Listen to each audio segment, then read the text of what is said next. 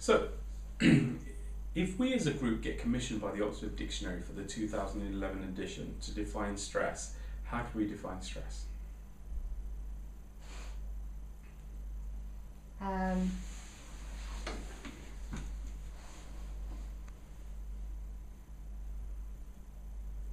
Being overworked. Okay. It's not really a definition.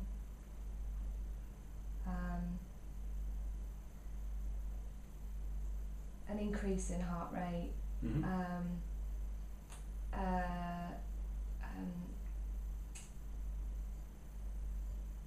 Maybe you start to sweat more.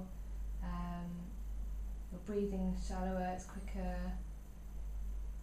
Is that what you mean? Mm-hmm. Now, the one thing to bear in mind with stress is that even though it's a big part of our lives and it's something that we all tend to experience very, very regularly, we tend to struggle with defining it. And we don't always clearly understand what it actually is and what it means. So before we progress, I think it'll be good for us to spend a couple of minutes just to be sure that we have a clear definition of what stress actually is.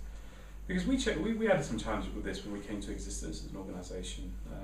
The Health and Safety Executive have a definition of stress, and the NHS have a definition of stress, and all these other bodies have different definitions of stress, and some are different, some maybe even slightly conflicting or contradictory. So we wanted to come up with a definition that everybody could understand and make use of.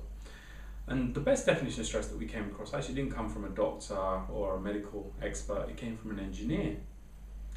Because engineers know a lot about stress. Just not so much stress to people, it's more stress to bridges and buildings and those kind of things. So this structural engineer that I ended up having a conversation with described stress to me in this way, and I'd like to share that definition with you. If you imagine a bridge, let's say Tower Bridge, okay, so hopefully you can visualise Tower Bridge. If we start driving cars, lorries, trucks onto Tower Bridge, okay, and on top of those cars, lorries, trucks we put HMS Belfast or another big ship. And on top of that HMS Belfast, we put a couple of Boeing 747 airplanes. And on top of the Boeing 747s, we put an elephant, a whale, a rhino. We literally just keep on stacking on the way. We just keep on piling on weight. Eventually, what's going to happen? The bridge will give way. Yeah, it'll collapse, right, under the weight. Now, before it collapses, it's going to give us a clue it's not coping particularly well with the weight. How do we know this bridge is about to go? What clues will it give us? You'll see cracks, it'll bow, it'll buckle, it'll groan, it'll creak, give us lots of different clues that it's not doing particularly well. Yeah. And when we're getting these clues, when it's groaning, bowing, buckling, what can we do to prevent the bridge from collapsing? Take all those things off it. Yes, we can take some weight off, or there's another choice that we have as well. Make it stronger. Yeah. Repair it. Concrete blocks, iron girders underneath to give it some additional support. Now what's interesting is people are exactly the same. If I give you 6 extra work-related deadlines, everybody in your team and all the people you work with have either gone on holiday or they've just come down with the flu and they're not going to be at work for the next 2 weeks. So you've got all these extra responsibilities and you have to then cope with all that by yourself. Your credit card bills are due. You get a phone call from your mechanic that your car's just blown up and it's completely dead and you'll never be able to use it again. You get a phone call from your home and a lamppost has landed on your roof and you have no roof, no electricity, no water, and you've got a big hole in the roof. All your family from overseas and friends are coming over this weekend for a surprise visit that you didn't know about. Your next door neighbour's children have got chicken pox and she needs you to look after them because she has to go to work. Your husband, boyfriend, girlfriend, wife, partner, gran or whatever has hurt their leg and they need you to care for them round the clock even. That if I just keep on piling on demand on you, I just keep giving you more and more things to deal with, eventually what's going to happen? You could have a nervous breakdown. Yeah, exactly. Just like the bridge, eventually, if I put enough demand on you, you're going to collapse. You're not going to be able to take it anymore, and you're literally going to buckle under the weight of that demand. Now, once again, just like with the bridge, before you collapse, we're going to know you're not doing too well, because you're going to get angry, you're going to get emotional, you're going to get irrational, you're going to get crazy. Something really minor is going to happen, like, for example, you're going to spill some coffee and you're going to get really emotional about it, or you're going to be driving home from work, or you're going to miss the train and you're going to be really angry and you want to kill someone. And it's like a really exaggerated response for such a minor experience.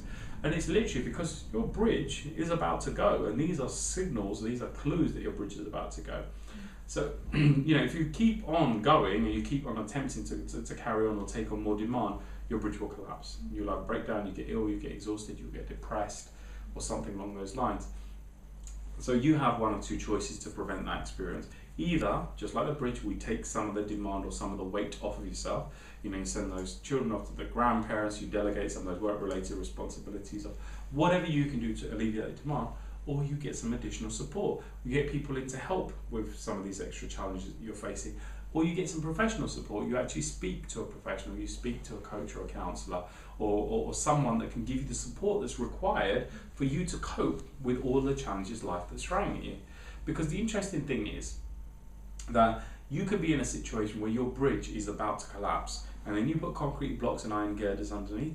Not only is it strong and able to maintain the weight that's already on it, but you might be able to get a couple of guys on bikes and motorbikes to go on without it causing any additional damage.